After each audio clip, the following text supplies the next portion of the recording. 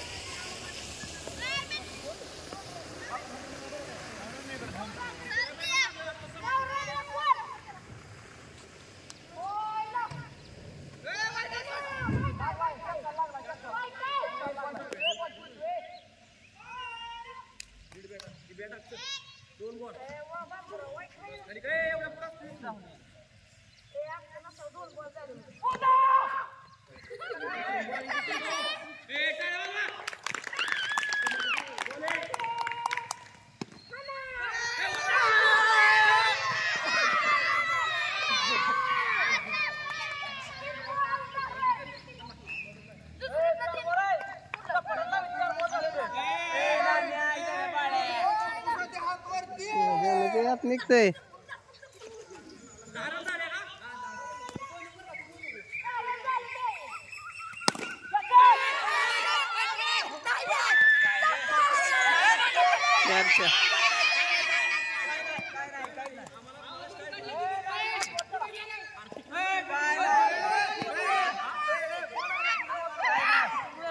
उजव्या हाताचे गोलंदाज सचिन पाटील यांचा चेंडू कार्तिक सूळ साठी.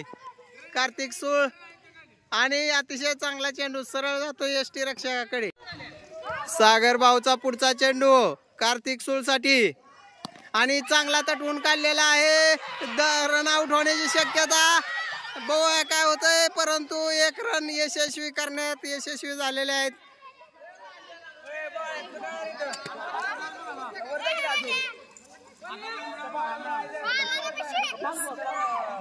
सागर भाऊचा पुढील चेंडू सामना करतोय तो मार्कड, उजव्या हाताचा फलंदाज आणि अतिशय चांगला चेंडू, कुठल्याही प्रकारची धाव नाही.